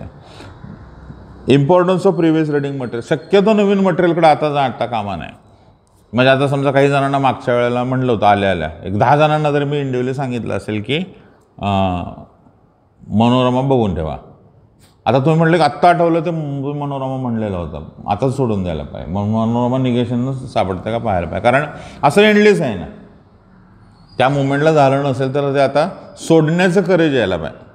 सोडून द्या, काय गरज नाही आहे बाबा त्याचं. आता हे माझं जे मटेरियल आहे त्याच्या आधारे मला I don't know the answer but this must be answer. निगेशननं आपल्यापर्यंत जातं आहे. नव्या मटेरियलचा हव्यास सोडून द्यायला पाहिजे. अगदी नाईलाजानं जे पाहायला पाहिजे काय, जे काही मंथली तुमचे मॅगझिन्स येतील तेवढीच, किंवा एखादं तुम्ही प्लॅन केलेलं कॉम्प्रिहेन्सिव्ह कुठलं मटेरियल मार्केट येणार असेल तर तेवढी स्पेस तेवढी ठेवायला पाहिजे बफर, आणि त्याच्याप्रमाणे पुढे जात राहायला पाहिजे. अजून सोप्या भाषेत काय आहे तर तुम्ही राहायला पाहिजे. स्लिक असं बाहेर आलो आपणच मीच आहे, म्हणजे मी मोकळा असेल, ते मटेरियलमध्ये अडकलेलं आहे, तिथेच पडलेलं आहे, सगळं विखुरलेलं आहे, स्ट्रक्चरली ते हँडल होत नाही, तर ही गोष्ट मेंटली फटक आणू शकेल, किंवा ते डिप्रेस करेल, फ्रस्ट्रेशन येईल, किंवा त्या मटेरियलमध्ये वेळ जाईल आणि सगळं बॅलन्स सगळा आपला जो जाईल. त्यामुळे त्यातनं बाहेर कसं यायचं मटेरियलमधनं, कारण आपण निवडलेलं, आपल्याला त्याचं मॉरल गिल्ट यायला लागतो. आपण निवडलेलं मटेरियल जे आहे, पण ती वेळ किती होती, 9 मे दुपारी 4 वाजता संपलं. मग त्याच्यावर फार पर्सनल ऑफिशियल काही नाही आहे, झालं नाही झालं तर झालं. एवढी पानं जी आहेत, एक 10 मिनटात बघू आणि पुढचं घेऊ मटेरियल. म्हणजे मग म्हणजे वेळ पाळा. This is timeline and you have to follow that timeline. माझं लक्षात आलं की 2 वाजता 2 एवढं राहिलेलं, वेगळं स्कॅन करा, कारण ती टाईमलाईन जी आहे आपली टाईमलाईन बदलणार नाही ना. आणि त्यामुळे तुमचं मटेरियल हे इल्युजन आहे. टाईम इज रिअल टाईममध्ये करा. आपण जे म्हणतो रिअल टाईममध्ये, तर त्या टाईमशी तुम्ही स्पर्धा करा. हा वेळ आहे, या वेळेपर्यंत ते संपायला पाहिजे. 10% प्लस मायनस, समजा आपण आता म्हणलेलं आहे 4, इकडं तिकडं बाबा 1 तास झाला, त्याच्या पलीकडे जाता कामा नये. नवीन मटेरियलच्या फारसं हे करू नका, त्याच्यामध्ये फार अडकू नका. अगदी प्लॅन्ड येणारच आहे बाबा, यांचं मटेरियल मला पाहायलाच पाहिजे बाबा, ह्याच्यावर काम करायलाच पाहिजे. ग्रुप एफर्टच्या काही जणांनी विचारलेल्या मागच्या आठवड्यात शंका होती म्हणून हा मुद्दा घेतलेला आहे. ग्रुप एफर्ट काही जण आता कसे करत आहेत की कॉन्व्हर्सेशन वीकली 20 आवर्स, मटेरियलच्या लेवलला एक्सचेंजेस. मागच्या वेळेस असं केलं ना, प्रीचा एक ग्रुप केलेला होता, त्यात 100-1 जण सगळे समजा होते, तर ते सगळं त्याच्यावर 2-3 बिट्स टाकायचे. त्याचा काही जणांना फायदा झाला होता की 2-3 बिट जे आहेत, व्हॉट्सअपचा ग्रुप होता आणि त्यामध्ये प्रत्येकानं 3 बिट कंपल्सरी टाकायचं, आणि जो टाकणार नाही त्याला मग त्यातनं बाहेर करायचं. म्हणजे प्रत्येकाच्या 3, एक असा एन्व्हायरमेंटचा वीक केला होता. सगळं फक्त एन्व्हायरमेंटचं मटेरियल ज्याला पाहिजे त्यांनी 3 टाकायचं, आणि ज्यांना वाचायचं त्यांनी वाचायचं. सुटलेल्या बिट जे आहेत त्याचा काय फायदा होऊ शकतो का, या अर्थानं. पण तुमचा काही ग्रुप असेल, आपल्या इथं पण आपण असा ग्रुप होतो का बघूया, की 1-2 बिट जरी टाकला आणि 100 जण आहे, तरी 200 त्या विषयाच्या आठवड्याभरातल्या बिट जर म्हणलेलं आहे, तरी ते बऱ्याच 1000-1500 बिट्स होऊन जातात. मग त्याचा फायदा होऊ शकेल का. ग्रुपची एक लिमिट आहे आणि ग्रुपचा एक फायदा पण आहे. इम्पॉर्टन्स आणि लिमिटेशन जे आहे ना, इंडिव्हिज्युअली आता हे कसं, समजा इंडिव्हिज्युअली माझं सोनं म्हणलं तर मी तशा ह्याच्यात प्रत्येकाचं डिफरंट आहे. हे याला कुठला ब्लू प्रिंट नाही आहे.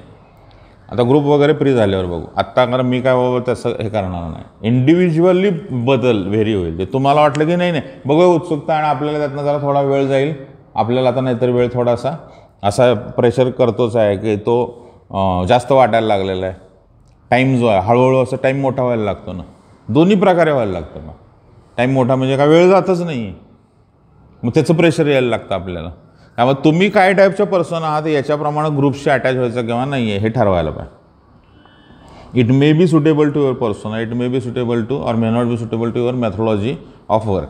बी नॅचरल, बी ओरिजिनल, तुम्हाला जे वाटतं तेच, कारण याला कुठला ब्लू प्रिंट नाही आहे. तुम्ही तुमची एक मेथड जी आहे ना ती डेव्हलप करा, आणि त्याप्रमाणे याच्याशी कसं जोडून घेता येईल ते पाहायला पाहिजे. Revise and special importance to your material, market material आणि एन-सी-आर-टी प्रायोरिटाईज केलेलं एन-सी-आर-टी आहे पहा. हा मुद्दाच पुढे घेतलेला आहे. मागच्या वेळेला हे लक्षात आलेलं होतं की करंटचं एवढं प्रेशर यायला लागतं, त्याच्याखाली तुमचं ट्रॅडिशनल जे कधीतरी वाचलेलं असतं ते बकल होतं अर्ली डेजमध्ये तुमच्या जे आहे ते, आणि त्यामुळे ते नेमकं आठवत नाही आहे. सगळं जर बघितलं गेलं 3 वर्षातले पेपर ॲनालाइज करून हे साधारणतः कन्क्लुजन केलं आहे की 40% तरी त्या अर्थानं ट्रॅडिशनलच मटेरियल आहे. ट्रॅडिशनलच आहे, म्हणजे त्याला करंटचा रिलेव्हन्स असेल पण दॅट इज टेक्निकली देअर. हे काही या वर्षीच्या ह्यातनं निर्माण झालेलं नाही, या वर्षीमुळं तर आलेलं आहे. But before 4 years material was the same. Trigger point may be this year. असं मटेरियल, असे क्वेश्चन्स कुठले, जसं आता समजा आपण म्हणलेलं आहे की आत्ताच्या कर्जन इकडं आहे आणि त्यामुळे कर्जनवरचे प्रश्न बघू. GS मेन्समुळं कर्जन विचारला जाऊ शकतो, म्हणून मग कर्जन वाचून ठेवलेलं आहे. पण कर्जन तसाच आहे तो, या अर्थाने ट्रॅडिशनल क्वेश्चन जे आहे ना. जॉग्राफीतले कुठले कुठले एरियाज हे ट्रॅडिशनल क्वेश्चन जे म्हणलेलं आहे. पॉलिटीचे आहेत, कन्सेप्च्युअल चर्चा जे आहेत त्या ट्रॅडिशनल क्वेश्चन आहे. Pith and substance, colourable legislation traditional. आत्ता काहीतरी प्रयोग झाला असेल म्हणून ते येऊ शकेल. म्हणजे मटेरियलचं अंडरस्टँडिंग आहे. नाही, यावर्षीच तो इंडेक्स आलेला आहे, यावर्षीचंच ती चर्चा आहे. जसं मसाला बॉन्ड विचारलं होतं, त्या वर्षीचं ती डिस्कशन आहे. असं ट्रॅडिशनल ज्याला म्हणतो मी, पारंपरिक मटेरियल जे आहे की जे आत्ताच्या करंटमुळं मी बेसिक सगळं पाहिजे, ज्याला आपण बेसिक आणि अप्लाइड म्हणलेलं आहे, ते बेसिक मटेरियल ते जास्त करायला पाहिजे किंवा ते पहिलं प्रायोरिटाईज करायला पाहिजे. त्याच्यावरचं जे आहे कल्याण मंडप विचारलेलं आहे, मग काय काय काय काय एकदा सगळे ते संपूर्णच टाकून, कारण एक बीट पण आपल्याला महत्त्वाची आहे ना. आणि किती वेळ आहे बाबा, एका दिवसात सगळं संपतं का? एन्शियंट मिडल मॉडर्नचं जे आहे ते त्याच्यावर थीम्समधलं समजा आपण संपून टाकलं. हे ट्रॅडिशनल या अर्थानं 40-60% करंटमधलं की या म्हणजे कॉन्करंट लिस्ट असावी का, कॉन्करंट लिस्टवर काय काय आहे याच्यावरचं आर्ग्युमेंट समजा तुम्ही बघितलेलं आहे. मग त्याच्या रिलेटेड काय काय हे या वेळेला डिबेटमुळे निर्माण झालेलं आहे. पण मटेरियल त्याचं नव्यानं काही गोष्टी मांडलेल्या आहेत, तर ते अप्लाइड किंवा करंटमध्ये घेतलेलं आहे. असे साधारणतः करंटचं इंटरप्रिटेशन करून पहा तुम्ही. करंट म्हणजे यावर्षीचं नव्हे, नवीनच यावर्षीच निर्माण झालेलं मटेरियल असं किती आहे. जसं इंडेक्स म्हणलेलं आहे, स्कीम्स आहेत किंवा पर्सनॅलिटीज आहेत किंवा त्याच्या नव्यानं आत्ता समजा आपण म्हटलं पॅन्डेमिकचा सगळा काळ डोळ्याचा नवीन आजार आहे, मग आता ह्याच्यावर नव्यानंच बघायला पाहिजे ना. मग त्याच्या संदर्भामध्ये काय काय प्रकारचे आर्ग्युमेंट्स येऊ शकतात जे आहेत. ट्रॅडिशनल पहिल्यांदा वेगात घ्या, ताब्यात घ्या. ट्रॅडिशनलवरचा कंट्रोल हा सुद्धा बऱ्याच गोष्टी तुमच्या सोप्या करेल. ट्रॅडिशनलचं कन्फ्यूज होता का? ट्रॅडिशनल म्हणजे परत जाऊन पुस्तकं वाचणं नव्हे. ट्रॅडिशनल म्हणजे करंटमध्ये काय चाललेलं आहे त्याचं बेसिक वेगात जे स्टॅटिक आहे ते वेगात संपवणे, त्याचा स्पीड जो आणि त्याचा कंट्रोल जो आहे तो, आणि क्वेश्चन्स जुने जे आहेत ते. हा आपला दुसऱ्या सेक्शनमधला पहिला मुद्दा आहे की रिव्हिजन NCERTला का महत्त्व द्यायचं, NCERTले क्वेश्चन्स काय. NCERTनं निगेशनची ताकद चांगली वाटते. नेचर ऑफ क्वेश्चन्स, UPSCचे क्वेश्चन पाहायला पाहिजेत. प्रिव्हियस इयर UPSC क्वेश्चन 1979 काही जण सांगतील ना तुम्हाला की असे पण बघितलेले लोक आहेत. आणि कोर त्याचे काय असा बदलाचा पॅटर्न आहे. नो पॅटर्न इज पॅटर्न हे आहेच आहे, पण त्यातनं अंडरकरंट्स आपल्याला दिसतात का की ॲग्रिकल्चरवरचं प्रेशर वाढत राहणार, अनएम्प्लॉयमेंट मगाशी म्हटलं तसं आहे, सेन्सस आहे म्हटल्यानंतर सेन्सस, पॉप्युलेशन हे एरियाजवर काय प्रकारचे प्रश्न विचारले जाऊ शकतील जे आहे ते, कोणकोणत्या प्रकारचे क्वेश्चन जे आहेत ते. GS3चा मागच्या वेळेचा पहिलाच क्वेश्चन जो आहे तोच, म्हणजे अशा प्रकारचं GDPचे डिस्कशन जे आहे, मग तो जर प्रश्न रिपीट केला इकडं तर काय होऊ शकेल. म्हणजे GSC त्याचं ताडून पाहायला पाहिजे. बेसिक एलिमेंट सगळे जे आहे ना, कोर UPSC ब्युरोक्रॅटकडून काय एक्सपेक्ट करते याचा एक फील तुम्हाला यायला पाहिजे. आणि तो येण्यासाठी ॲब्स्ट्रॅक्टला 19चा पेपर, 20चा पेपर, 18चा पेपर असा विचार करा की काय यातनं हे पाहू, म्हणजे what exactly is the nature content of bureaucracy, जे माझ्याकडून हे लोक एक्सपेक्ट करतात याच्यावर विचार करायला पाहिजे की ह्या एरियाजवर क्वेश्चन आले याचा अर्थ हे काय एक्सपेक्ट करतात. या एरियावर क्वेश्चन चाललेले आहेत म्हणजे काय. मग वॉटरवर क्वेश्चन वाढण्याची शक्यता आहे का, वॉटरवर वाढले तर काय प्रकारचे क्वेश्चन्स वाढू शकतात. रिव्हर आणि हे तर झालेलं आहे, पण आणखी मग कुठं जाऊ शकतात क्वेश्चन. म्हणजे हा ठराव पाहिजे पर्सनॅलिटीमध्ये, त्याला आपण म्हणतो ना की तो मग सहजपणे 140 होईल का, की त्याचं विचार करणं कसं हे बदलत चाललेलं आहे. यांचं काय स्टेट आहे, राज्यसंस्थेला एका विशिष्ट प्रकारचे लोक ते पेपर काढणारे धोरण जे आहे ते पेपर काढणारे लोक एकदम मॅच्युअर्ड, आणि ते सगळं रिफ्लेक्ट होतंच ना. आपण प्रायव्हेटनं किती प्रयत्न केले तरी UPSC मग त्या क्वालिटीचा विचार करायला पाहिजे, त्या गुणवत्तेचा विचार करायला पाहिजे. ते काय एक्सपेक्ट करतात त्याचं जेवढं तुमचं क्रिस्टल क्लिअर अंडरस्टँडिंग येईल त्या अर्थानं core element of last 3 years or elements of last 3 years हे जास्त. त्यामुळे आत्ता टेम्परल अभ्यास कमी आहे, त्याचं काय फार प्रेशर घेऊ नका. टेम्परल अभ्यास कमी आहे. UPSC काय एक्सपेक्ट करते माझ्याकडून, लाईनच्या पलीकडे ब्युरोक्रेसीला असे खूप लोक आहेत. आपण म्हणलं ना, येरा सिंगल असेल, टीना असेल, कौस्तुभ असेल, कितीतरी लोक आहेत लाईनच्या पलीकडे आणि मग एक्सेल पुढं केलेले जे आहेत. त्यामुळं वेगवेगळ्या प्रकारे प्रिलिम हँडल करण्याची मेथड यायला पाहिजे, कॉमन सेन्स राहायला पाहिजे आणि पीस असायला पाहिजे. सगळ्यात महत्त्वाचं जे आहे ते शांतपणा इथून पुढच्या काळात अभ्यासापेक्षा जे लागेल तर तो पण पुढचा स्वतंत्र चर्चेचा घेतलेला आहे मुद्दा. कॅन्डिडेट नावानं जे आहे ना, तुम्ही व्यक्ती तो काय मॅटर करतो. आपण ट्रायंगल बघितला समजा, काय मटेरियल UPSC आणि कॅन्डिडेट. तर मटेरियल UPSC खूप आहे, कॅन्डिडेट कुठे आहे, कॅन्डिडेटचं ॲनालिसिस पण आपण करूया. Nature of questions, nature of UPSC, importance of traditional extensive traditional मॅटरवर पहिला ताबडतोब कंट्रोल घ्यायला पाहिजे. म्हणजे 37 ते 47 हे एक्सटेन्सिव्हली करायला पाहिजे का, तर त्याच्यावरचे क्वेश्चन्स आपल्याला दिसतात. ॲन्शंट हे वाढणार आहे असं वाटतं आहे. ॲन्शंट जरा नीट बघायला पाहिजे का. ॲन्शंटचे क्वेश्चन जे आहे ते निम्मे क्वेश्चन ॲन्शंटचे आणि मॉडर्नचे 4च क्वेश्चन असं केलेलं आहे बऱ्याच पेपरच्या ह्याच्यामध्ये. मग कुठले प्रश्न विचारले जाऊ शकतात. पॅटर्न बदलला तर काय प्रकारे, कारण तसे रिफ्लेक्शन्स आहेत आपल्या योजनामध्ये, तसं दिसायला लागतं आपल्याला. फोकमधलं मटेरियल वाढणार असं दिसतंय पहा. फोकमध्ये बऱ्याच गोष्टी ज्या आहेत, फोकचं सगळं जे अंडरस्टँडिंग आपल्या मिनिस्ट्रीज, कोणत्या मिनिस्ट्रीज काय चाललेलं आहे त्याच्यावरनं संपूर्णपणे आपल्याला याचा एक अंदाज घेता येतो. Importance of traditional extensive control, traditional material extensive control. Traditional हे इल्युझिव्ह टर्म आहे. ट्रॅडिशनल मी आत्ता काय व्याख्या केलेली आहे पहा, की ट्रॅडिशनल म्हणजे काही असं नुसतं एखादं पुस्तक मार्केटमधलं जायचं, ते वाचलं, तसं ट्रॅडिशनल म्हणत नाही. तुम्ही आलेले एरिया जे आर्टिकल 19(2) काय काय प्रकारचे डिबेट झालेले, मग तो का वाचायला पाहिजे, त्याच्यावरनं काय काय पाहायला पाहिजे, ते मटेरियल तिथं आहे. यावर्षी ते प्रयोग झालेलं आहे आणि म्हणून मी ते वाचलेलं आहे. आणि करंट म्हणजे काय, की याच वर्षी निर्माणच यावर्षी झालेलं आहे, याच्या आधी ते नव्हतंच. मग ते हा इंडेक्स आला, डेमोक्रेसीचा हा इंडेक्स आहे, हा नव्हता गेल्या वर्षी. हा अशा प्रकारच्या डिव्हिजनमधनं करंटचं आणि ट्रॅडिशनल जे आहे ते ट्रॅडिशनलवर कंट्रोल घ्यायला पाहिजे. गेसवर्क आवश्यक आहे काय, आणि गेसवर्क कधी जमू शकेल, की करंटमध्ये काय काय गोष्टी चाललेल्या आहेत याचा सेन्स जो आहे तो. कारण अल्टिमेटली समजा आपण म्हणलेलं आहे की कुठले मेन्स प्रीचा हा मागचा वेळचा पेपर आहे आणि हा आत्ताचा पेपर, हा गाईडलाईन राहील. खरा गाईड कोण आहे, लास्ट 1 इयर इश्यूज, गेल्या वर्षभरात घडलेले इश्यूज जे आहेत ते. आता याच्यात आपल्याला प्रश्न आहे की मागची उशिरा झालेली एक्झाम होती, सेफरला इथपासून पूर्वीचं वर्ष, म्हणजे जून टू जून, मागच्या ऑक्टोबरला परीक्षा झाली म्हणून ऑक्टोबरपासून नाही, जून टू जून करायला पाहिजे. आणि उलटा अभ्यास इकडून चालू करा, म्हणजे तुमचा इश्यूज कवर होत जातील. इकडून आल्यानंतर वेळ जाईल बराच. जून वाचला, जुलैमध्ये इव्हेंट घडला, इकडून कंप्लीट झालेले इव्हेंट मग मिनिमाइज होतील ना.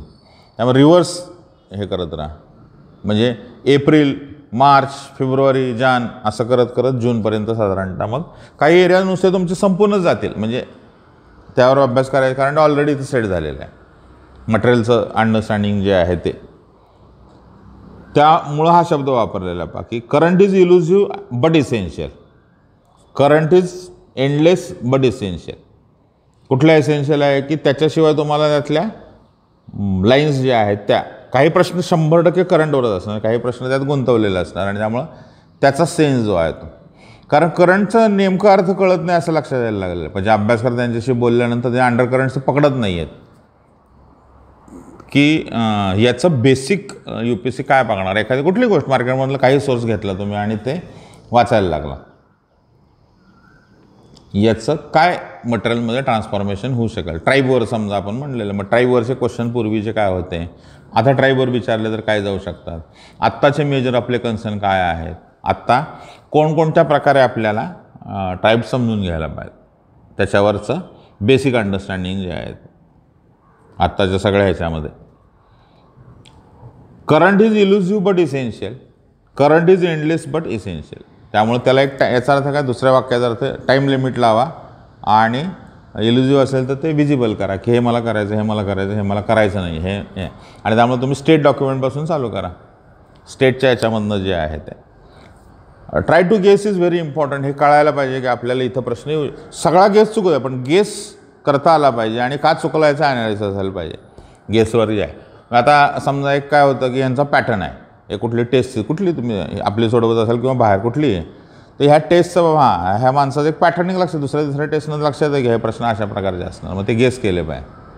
हेडलाईन काय असणार याची, ह्याची व एक्सप्रेसची हेडलाईनची स्टाईल, मग त्यामुळे ते गेसवर्क इज इम्पॉर्टंट. काय विचारलं जाऊ शकतं याचं, कारण ब्रेवगार्डला ते स्मेल करता आलं पाहिजे, काय असू शकतं संभाव्यता, probable areas from current material and basic reading traditional material of the same. याचं मग वेगात आत्तापर्यंत आलेलं नाही, पण हे नव्यानं माझ्या वाचनात आलेल्या वर्षी एरिया आहेत आणि त्याला एवढं महत्त्व आलं. आत्ता मला लक्षात आलं की this is very important aspect आणि मग त्याच्यावर वेगात काम करून टाकलेलं जे आहे. फेडरल सगळ्या रिजनल याच्यातल्या असणाऱ्या आर्ग्युमेंट जे आहेत. प्रिव्हियस सॉल्व पेपर्स आणि रिव्हिजन मगाशी मांडलेलाच मुद्दा, पण सेपरेट तरी लिहिलेलं. कारण काय, सॉल्व पेपर याचा अर्थ तुम्ही सोडवलेले आणि त्याच्या रिव्हिजन्स तुम्ही सोडवलेले. UPSC पेपरची वेगळी चर्चा आणि तुम्ही सोडवलेले पेपर जे आहेत ते. Interlinkages analysis is possible when there is a free space for your thinking, critical reflection. अभ्यास कमी करणं जे म्हणलेलं आहे, हा 20 to 30% जे आहे. आता हे आता समजा 2 मेन्स दिले असते, त्या लोकांना पण जास्त लागू आहे. मागच्या वेळेला तुम्ही 10 तास अभ्यास केला तर यावेळेला 7 तासाच्या वर जाता कामा नाही, कारण त्याची गरजच नाही आहे. तुम्हाला किती गोष्टी माहितीच आहेत ना ऑलरेडी. जसं आता समजा तुम्ही म्हटलं की this is my third prelims, unfortunately both previous one failures आहे. मग याचा अर्थ काय की अभ्यासापेक्षा रिफ्लेक्शन पाहिजे. काय फेल झालं त्याचं पण नोट आपण बघूया की कसं झालं, ते काय झालं त्याच्यावर विचार करायला पाहिजे. ते जेवढं मायक्रोला आपण जाऊ त्याच्यातनं पण आपल्याला गोष्टी सापडू शकतील. इंटरलिंकेजेस ॲनालिसिस, आस्क क्वेश्चन्स, पूर्वीच्या विचारलेले क्वेश्चन, प्रोबेबल क्वेश्चन जे आहेत ते.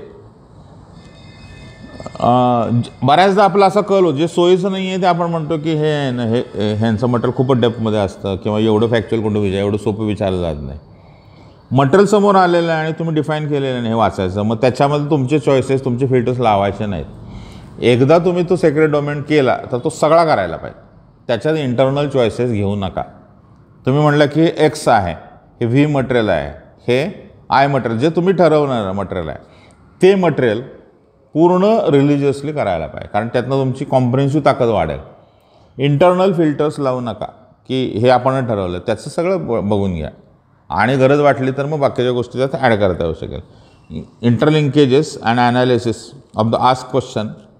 कुठली आत्ता समजा एखादा आपल्या यातला क्वेश्चन तुम्ही बघितला, हा क्वेश्चन का विचारलेला असेल, मग पोर्टवर क्वेश्चन विचारलेला आहे तर कॉईन्सवर विचारलेला आहे, विचारलेले टर्म्सवर विचारतातच, मग कशावर क्वेश्चन विचारला जाऊ शकतो. जे आहे क्वेश्चनचं नेचर जे आहे, इकॉनॉमीच्या ह्याच्यावर कोणकोणत्या गोष्टींवर आत्ता जाऊ शकतात एरिया सगळ्या जे आहेत. RBIने समजा काल डिक्लेअर केले, मग त्याच्यावर क्वेश्चन काय जाऊ शकतो जे आहेत. So interlinkages, critical reflection, deeper reading of selective material परत करायला पाहिजे आणि काही टॉपिक्सचे इसेन्शियल मटेरियल गोळा करायला पाहिजे. इफेक्टिव्ह मटेरियल जे आहे ते, सिलेक्टिव्ह आणि इफेक्टिव्ह दोन्ही मटेरियल जे आहे ते, म्हणजे काही एरियाज तुमचे आवडते एरिया जे आहेत ते जास्त करत राहायला पाहिजे. त्याच्यामध्ये ईज जास्त असायला पाहिजे. 90%च्या वर तिथं कम्फर्ट रेशो जो आहे तो राईट जे आहे 90%च्या वर झालेले आहेत.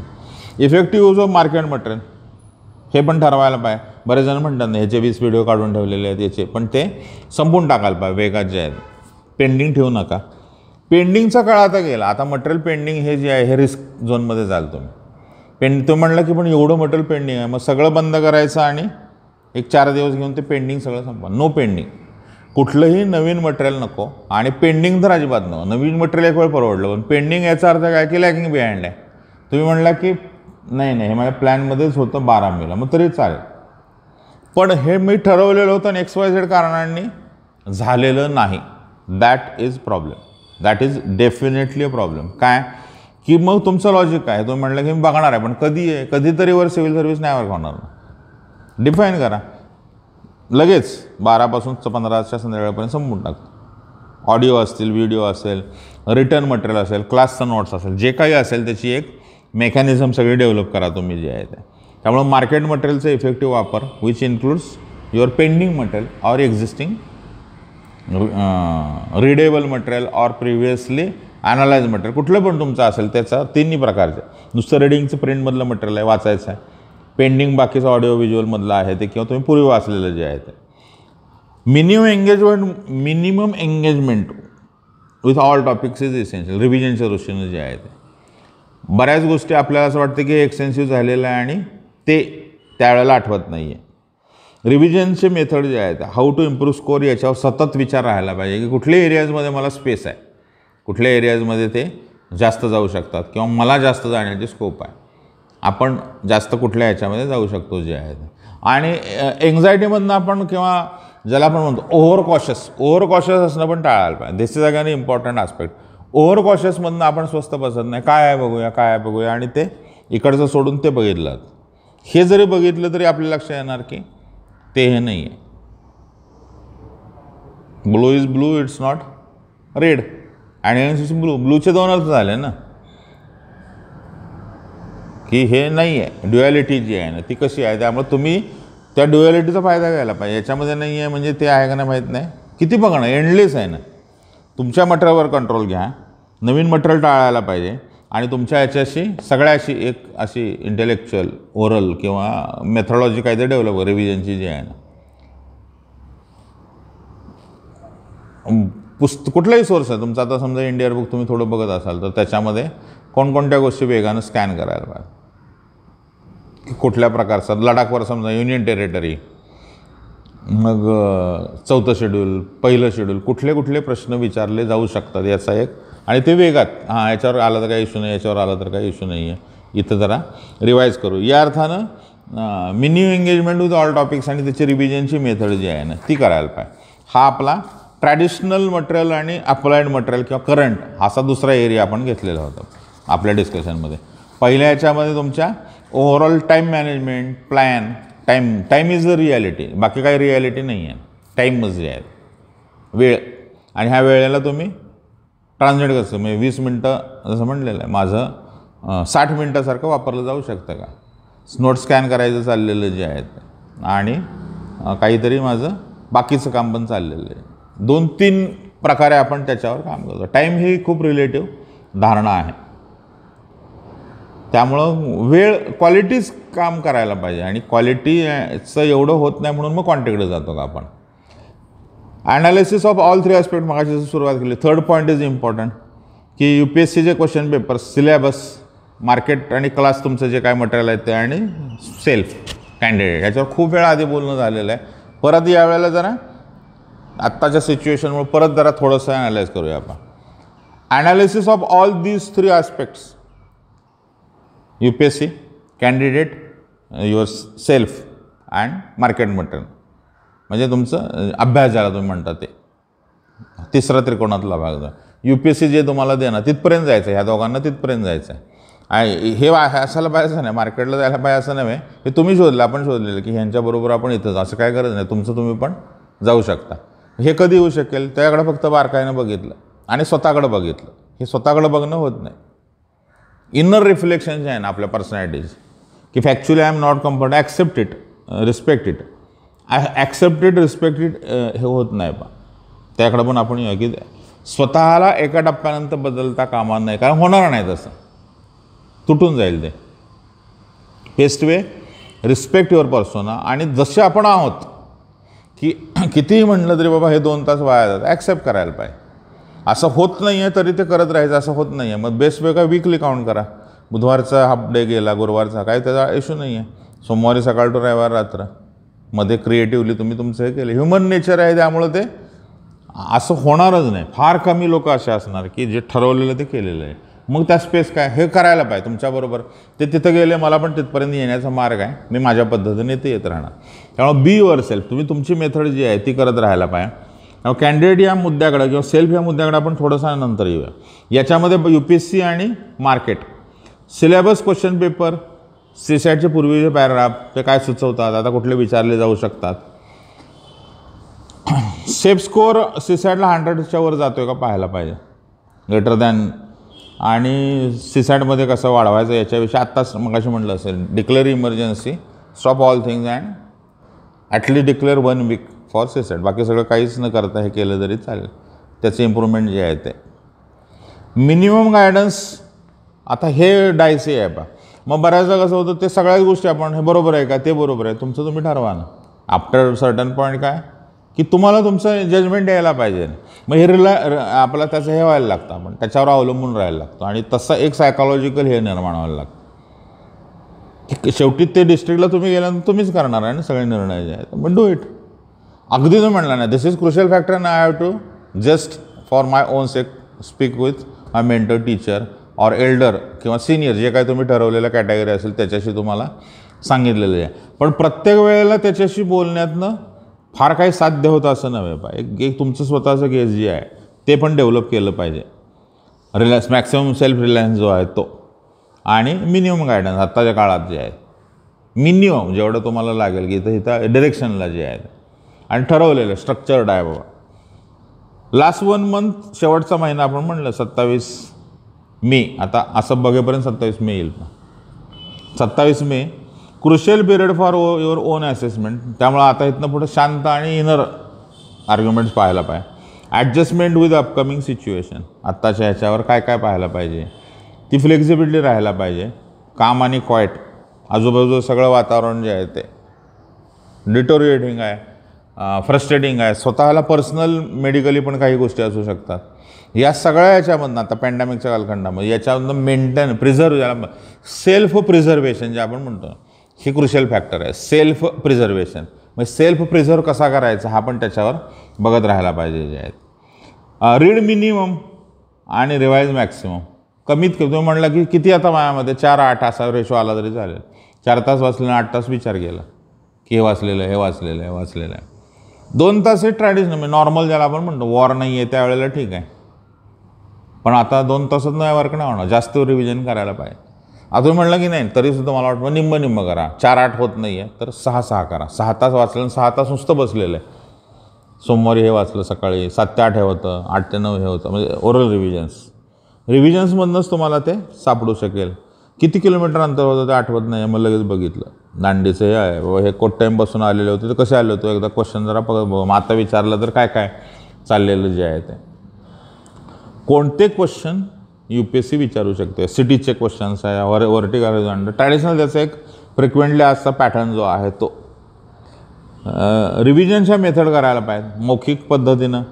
स्वतःच्या notes, colour code, green is important जे म्हणलेलं आहे, रेड, येलो काही तुम्ही ठरवलेलं असेल 3-4 रिव्हिजन आणि मग ते आठवतं काही वेळेला जे आहे व्हिज्युअल मेमरीमध्ये जे आहे ना हे. त्यामुळं रिव्हिजनचा प्रॉब्लेम काय बोर होत म्हणजे काय आता हे वाचलेलं आहे intellectually I am not interest. आपल्याला वाटतं की हे झालेलं आहे त्यात काय. आता मायक्रो प्रोसिजर म्हणून एकदा कर्मकांड म्हणून एकदा ते पाहायला लाईन टू लाईन असं बघत राहायला आणि मग त्याला आता होतच नाही आहे ब्रेक घ्या, परत दुसरं काहीतरी पहा, दुसऱ्याचे रिव्हिजन असं करत ते संपवायला पाहिजे. क्रिएटिव्ह राहायला पाहिजे. इनर स्ट्रक्चर जे आहे ना हे एका लिमिटनं वर्क होत नसेल. स्पॉन्टेनिटीला आता शेवटचा काळ हा स्पॉन्टेनिटीचा काळ आहे पा. हे आपल्याला दोन्हीचं बॅलन्स कसं करायचं डेलिकेट आहे पा. स्पॉन्टेनिटी पण मेंटेन. आता आपण ही चर्चा करतो पण आपल्याला जॉग्राफीमध्ये आठवलं तर लगेच त्याला रिस्पेक्ट द्यायला कुठून तरी ते कॉल आहे म्हणून ते आठवलं आहे तो बघायला 2 मिनिटात तो निघून जातो. स्पॉन्टेनिटी ही इथून पुढच्या काळामध्ये जास्त वर्क करेल. तुम्ही ठरवलेलं आहे पण आत्ता मला असं वाटलं किंवा नाही हे करंटचं हे एक मॅगझिन राहिलं किंवा हे मी वाचलेलं नाही, माझं लक्षात आलं की वाचलेलंच नाही आहे, लगेच बघून टाकायला पाहिजे. आत्ता त्या मुवमेंटला सुचतं म्हणजे तशा स्पेसेस जास्त ठेवायला, त्या स्पॉईल करणार नाही तिथपर्यंत बघत राहायचं, पण ती इंटरनल क्रिएटिव्ह स्पेस ठेवायला पाहिजे.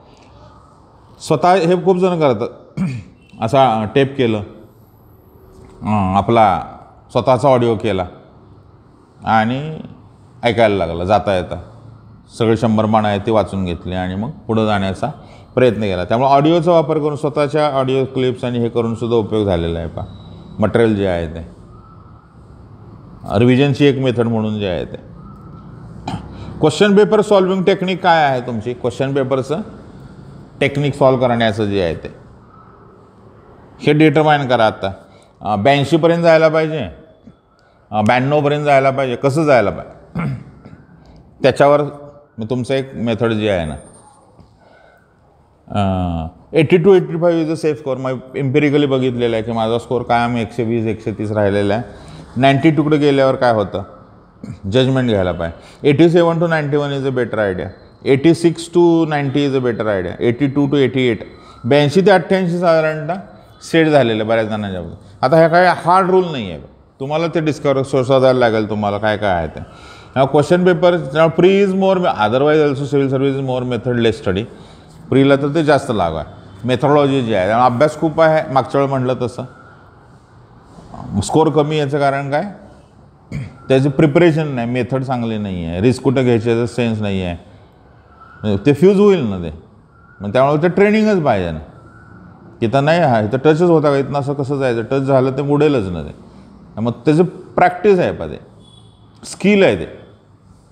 आणि ते स्किल कधी येऊ शकतो तुमचं असं रियाजच आहे ना, तो रियाज क्वेश्चन पेपरचा रियाज पाहिजे ना जे आहे. आणि त्याच्या दृष्टीनं क्वेश्चन पेपरवर कंट्रोल घ्यायला पाहिजे, मेथड तुमची चांगली असायला पाहिजे जी आहे ते.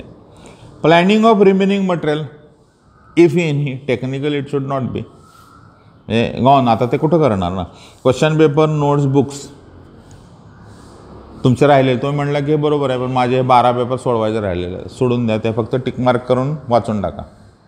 कॉम्प्रिहेन्सिव्हला येण्याच्या दृष्टीनं जे आहे ते नोट्स किती माझ्यामध्ये आता 100 पानापेक्षा जास्त नोट्स वाचून होणार नाहीत. नवीन वाचून नका. नवीन हे स्पॉइलर आहे, परफेक्ट स्पॉइलर आहे.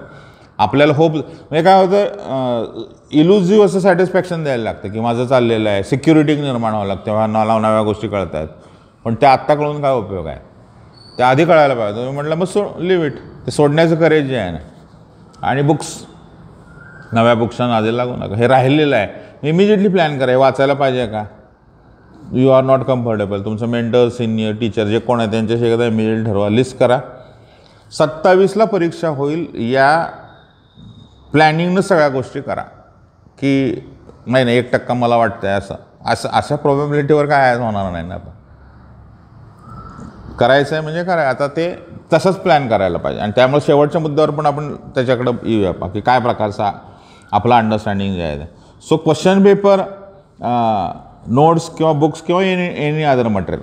तर तुम्ही म्हटलं की हां मग यांचं मटेरियल एवढं येणार आहे, ह्याला मला 20 तास पाहिजे, 30 तास पाहिजे. नवीन मटेरियल शक्यतो वाचू नका.